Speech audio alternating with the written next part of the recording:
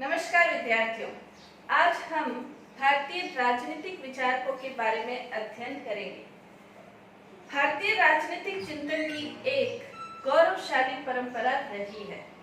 भारतीय राजनीतिक चिंतन राजनीतिक दृष्टि से देखा जाए तो अलग से कोई राजनीतिक चिंतन नहीं था। भारतीय राजनीतिक विचारकों ने राज्य के संदर्भ में, व्यक्ति के संदर्भ में, अपने कर्तव्यों के संदर्भ में, धर्म के संबंध में समय समय पर अपना चिंतन प्रस्तुत किया। यानी कि राजनीतिक, नैतिक और सामाजिक चिंतन का मिला जुला रूप हम भारतीय राजनीतिक चिंतन में देख सकते हैं। भारतीय राजनीतिक चिंतन की गौरवशाली परंपरा रही है। यानी कि जब दुनिया के अंतर्गत चिंतन का अर्थ भी लोग नहीं जानते थे, तब भारतीयों ने वेदों की रचना कर दी थी। भारतीय राजनीतिक चिंतन के अंतर्गत यदि हम देखें तो प्रथम विचारक के रूप में मनु भारतीय राजनीतिक चिंतन के प्रथम विचारक माने जाते हैं, जिन्होंने मनुस्मृति की रचना की है। मनुस्मृति की रचना की है। अगर हम देखें तो भारतीय राजनीतिक चिंतन में कई वैदिक साहित्य की रचना हुई, महाकाव्यों की रचना हुई, स्मृतियों की रचना हुई, पुराणों की रचना हुई, नीति शास्त्र की रचना हुई। उसमें स्मृतियों का स्थान सबसे महत्वपूर्ण है। उसमें मनुस्मृति भी सबसे महत्वपूर्ण है। मनुस्मृति की रचना के विषय में ऐसा माना जाता है कि मनु ने मनुस्मृति की रचना की, लेकिन मनु ने मनुस्मृति की रचना की तो मनु के विषय में भी निश्चित रूप से विद्वान एकमत नहीं है, क्योंकि वो ये मानते थे कि मनुस्मृति में जिस प्रकार से सही, सटीक और संहिताबद्ध जो लेखन किया गया है, वो दुनिया का प्रथम व्यक्ति नहीं कर सकता है। इसलिए ऐसा माना जाता है कि मनु की एक श्रृंखला चली होगी। पुराणों में भी जैसे उल्लेख है कि मनु एक नहीं हुए थे, बल्कि मनु 14 हुए थे। यानी कि जो प्रथम मनु है उसने मनुस्मृति की रचना नहीं की, लेकिन धीरे धीरे मनु की जो एक परंपरा चली, जो गद्दी चली, जैसे शंकराचार्य की भी गद्दी चलती है, ब्रिटेन के अंतर्गत जो सम्राट है उसकी भी एक गद्दी चलती है, और उस आधार पर उसका नाम जैसे सम्राट ही पड़ता है, शंकराचार्य का नाम शंकराचार्य ही पड़ता है, वैसे मनु की भी एक परंपरा चली और उसी के अंतर्गत मनुस्मृति की रचना हुई थी। तो मनुस्मृति की रचना मनु ने की है, लेकिन वो प्रथम मनु थे या मनु की श्रृंखला के रूप में हुई, इसमें विद्वान एकमत नहीं है। क्योंकि जो पुराना जो इतिहास है उसमें निश्चित रूप से नहीं कहा जा सकता है। मनुस्मृति की रचना के विषय में भी निश्चित रूप से नहीं कहा जा सकता। जैसे विद्वान विनय कुमार है, वो ये कहते हैं मनुस्मृति की रचना 150 ईसा पूर्व हुई। सोलेटोर है, वो ये कहते हैं मनुस्मृति की रचना 1900 ईसा पूर्व हुई। मैक्स मुलर भी जैसे ये मानते हैं कि मनुस्मृति की जो रचना है वो 4 ईसा पूर्व में हुई थी। एक हुलर, जॉर्ज हुलर करके इतिहासकार है, वो ये मानते थे कि ईसा पूर्व 2री शताब्दी में निश्चित रूप से मनुस्मृति विद्यमान थी।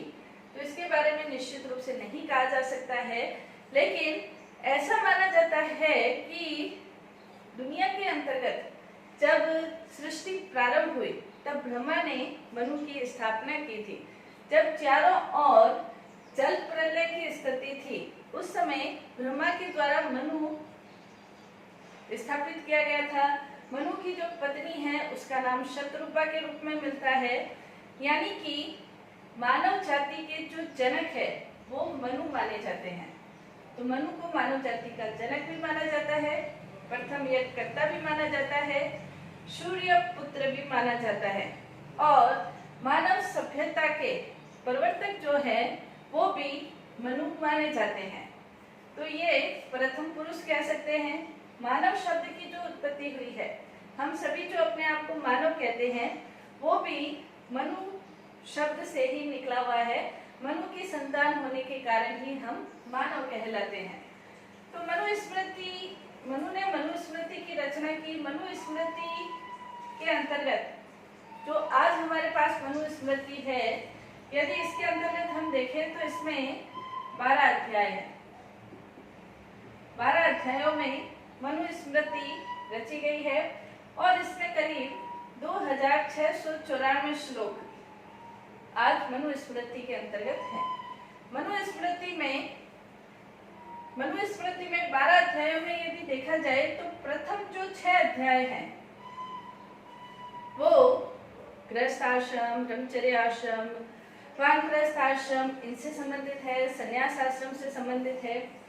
7 से जो 10 तक के भाग हैं वो राज्य की उत्पत्ति, राज्य के धर्म, मंत्री परिषद, अपराध, कर व्यवस्था, न्याय व्यवस्था, कर निर्धारण, दंड व्यवस्था, सजा इनसे संबंधित है। और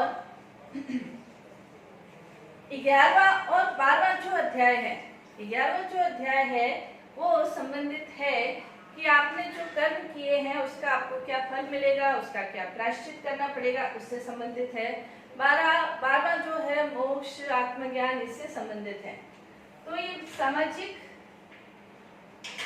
नैतिक, राजनीतिक और आर्थिक रूप से लिखा हुआ ग्रंथ मनुस्मृति को हम कह सकते हैं। मनुस्मृति कोई राजनीतिक रूप से अलग से लिखा हुआ ग्रंथ हो ऐसा नहीं है, बल्कि सभी का मिला जुला रूप। जो मनु थे वो प्रथम विधि संहिताकार भी माने जाते हैं। समाज के अंतर्गत किस प्रकार की व्यवस्था रहे, समाज के लोग अपने किस प्रकार के कर्तव्यों का पालन करें, इस प्रकार की व्यवस्था मनुस्मृति के अंतर्गत हमें देखने को मिलती है।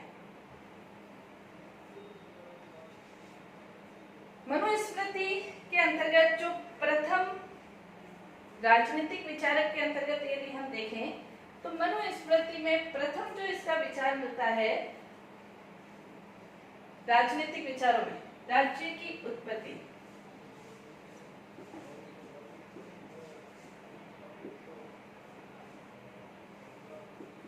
राज्य की उत्पत्ति के विषय में मनु ने क्या कहा है या मनुस्मृति में क्या विचार है, वो आज हम इसका अध्ययन करेंगे।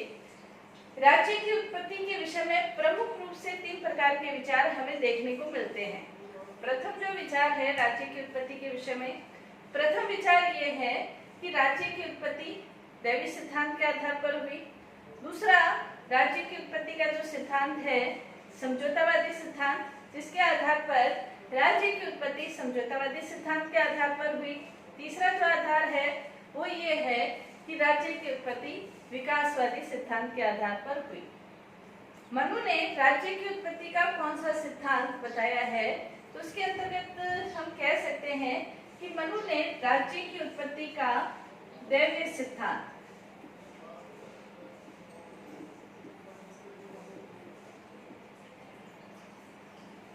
दैवीय सिद्धांत का वर्णन किया है।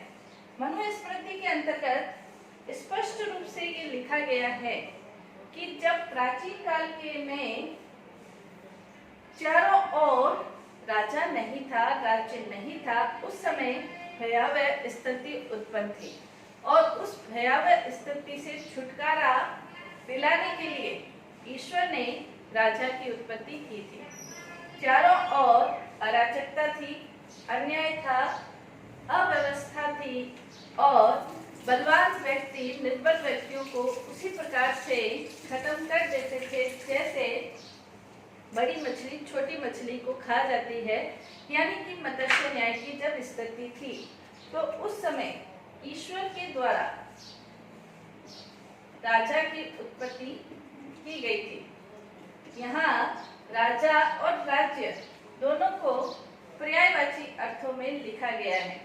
तो ईश्वर ने जब राजा की उत्पत्ति की तो उस समय जो राजा की उत्पत्ति हुई वो 8 देवताओं के अंशों से मिलाकर राजा की उत्पत्ति की गई थी। 8 देवताएं जैसे सूर्य, चंद्र, अग्नि, वरुण, यम, कुबेर, इंद्र और वायु,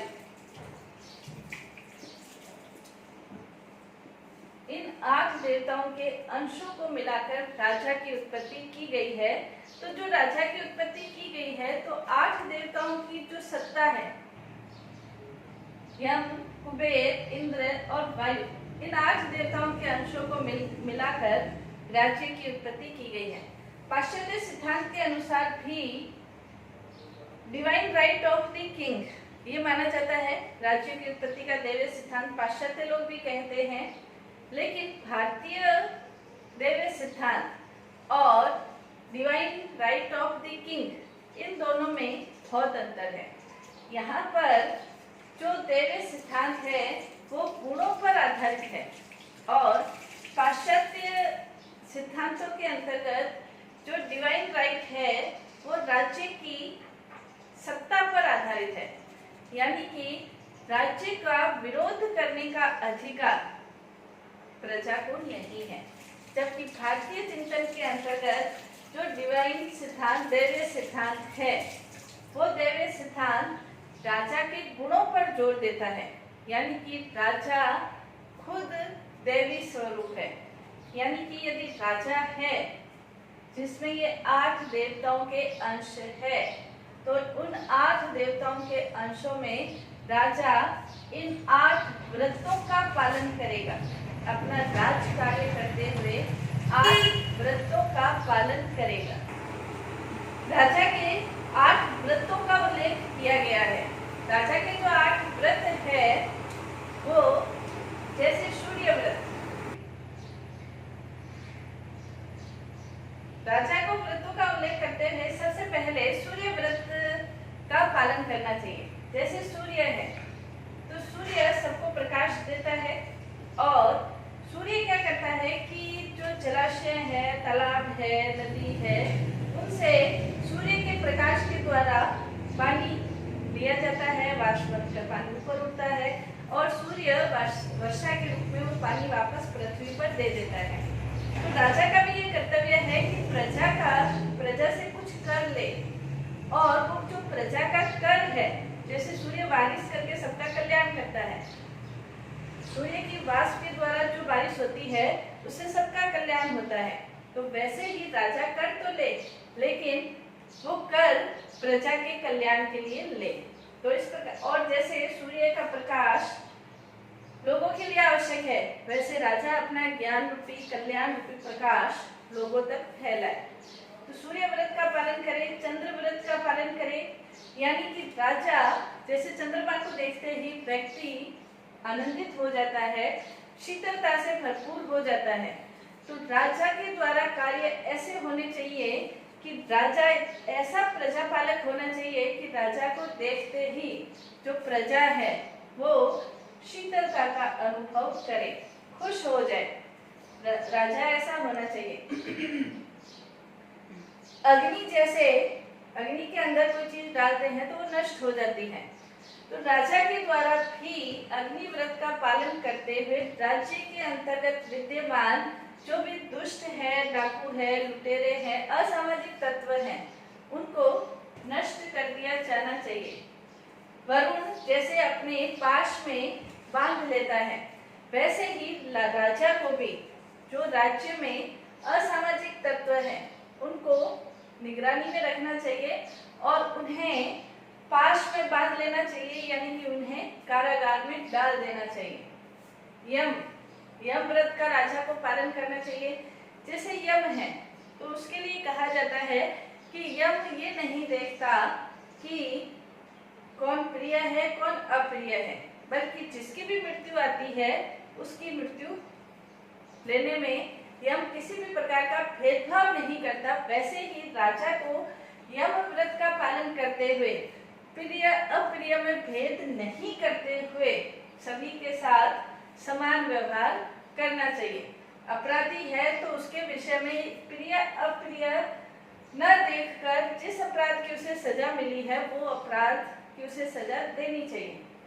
कुबेर को जैसे खजाने का मालिक कहा जाता है, वैसे ही राजा को अपना कोष भरपूर रखना चाहिए, क्योंकि कोष है तभी राजा कल्याणकारी योजनाएं कर सकता है। इंद्र के समान बारिश करनी चाहिए, प्रजा का कल्याण करना चाहिए। वायु को प्राण व्रत कहा गया है, वैसे राजा भी जनता का प्राण व्रत होना चाहिए। वायु नहीं है तो जनता, कोई भी व्यक्ति जीवित नहीं रह सकता। वायु व्रत का पालन करता हुआ राजा प्रजा में प्राणवत रहे। तो ये 60 प्रकार के व्रतों का पालन करते हुए राजा दैवीय सिद्धांत का धारक है। यहाँ सत्ता पर जोर नहीं दिया गया है, यहाँ गुणों पर, दैवीय सिद्धांत के अंतर्गत गुणों पर जोर दिया गया है। यदि हम भारतीय दैवीय सिद्धांत और पाश्चात्य डिवाइन राइट को देखें, डिवाइन राइट, पाश्चात्य सिद्धांत डिवाइन राइट को यदि हम देखें तो दोनों में बहुत बड़ा अंतर है। जैसे जो डिवाइन राइट है यानी कि पाश्चात्य जो सिद्धांत है, डिवाइन राइट जैसे है या पाश्चात्य सिद्धांत है या भारतीय सिद्धांत है, दोनों में बहुत बड़ा अंतर है। पाश्चात्य जो सिद्धांत है वो निरंकुशता पर आधारित है। पाश्चात्य सिद्धांत, दैवीय सिद्धांत निरंकुशता पर आधारित है, कोई अंकुश नहीं है। लेकिन भारतीय दैवीय सिद्धांत पर अंकुश है, देवी गुणों का अंकुश है। इसी प्रकार पाश्चात्य जो सिद्धांत है वो धर्म अधर्म की चिंता नहीं करता। भारतीय डिवाइन सिद्धांत, दैवीय सिद्धांत धर्म पर ही आधारित है। इसी प्रकार पाश्चात्य जो राजनीतिक सिद्धांत है, पाश्चात्य दैवीय सिद्धांत है, अमर्यादित है, कोई भी मर्यादा उसके ऊपर नहीं है। भारतीय दैवीय सिद्धांत मर्यादित है। पाश्चात्य सिद्धांत स्वार्थ पर आधारित है, ये परमार्थ पर, लोगों की भलाई पर आधारित है। पाश्चात्य दैवीय सिद्धांत के अंतर्गत राजा किसी भी प्रकार के दंड का भागी नहीं है, जबकि मनु ये कहता है कि यदि राजा के द्वारा कोई अपराध किया जाएगा तो राजा चूंकि एक दैवीय सत्ता है तो इस कारण से राजा को उसी अपराध के लिए 1000 गुना दंड मिलेगा। तो ये दंड सिद्धांत उसके ऊपर भी लागू होता है। तो बहुत अंतर है पाश्चात्य दैवीय सिद्धांत के और भारतीय दैवीय सिद्धांत के अंतर्गत। मनु ये भी कहता है कि भारतीय दैवीय सिद्धांत के अंतर्गत मनु ने राज सत्ता की जो तुलना है वो अग्नि से की है। मनु ये कहता है कि जैसे असावधानी पूर्वक यदि अग्नि का स्पर्श किया जाए तो अग्नि हमें जला देती है, वैसे ही राज्य सत्ता का भी असावधानी पूर्वक प्रयोग करने पर पीढ़ियां की पीढ़ियां उस राज अग्नि में जल जाती है। यानी कि जैसे सोलेटॉर ने ये कहा है कि यदि राजा असावधानी पूर्वक प्रजा का अकल्याण करते हुए, प्रजा पर अत्याचार करते हुए शासन करता है तो मनु की प्रजा राजा को गद्दी से उतार भी सकती है और मार भी सकती है। तो कहने का तात्पर्य भारत के जो दैवीय सिद्धांत है वो गुणों पर जोर दे रहा है। हालांकि मनु ने यह भी कहा है कि इन दैवीय सत्ता से संपन्न यदि कोई बालक भी राजगद्दी पर बैठता है तो उस बालक को भी दिव्य रूप समझकर उसका आज्ञाओं का पालन करना चाहिए, क्योंकि वो ईश्वर के द्वारा राजा बनाया गया है। तो कहने का तात्पर्य मनु स्मृति की रचना की। मनु स्मृति में 12 भाग है। मनु स्मृति में 2694 श्लोक है और राज्य की उत्पत्ति में दैवीय सिद्धांत का वर्णन किया है। लेकिन दैवीय सिद्धांत का वर्णन करते हुए भी मनु ने सत्ता पर दैवीय सिद्धांत नहीं बनाया है, बल्कि राजा के गुणों पर दैवीय सिद्धांत की पराकाष्ठा की है या गुणों पर ज्यादा जोर दिया है। तो ये मनु की राज्य की उत्पत्ति का सिद्धांत था। कल हम मनु ने जो मनुस्मृति में सप्ताह सिद्धांत दिया है उसके बारे में हम अध्ययन करेंगे। धन्यवाद।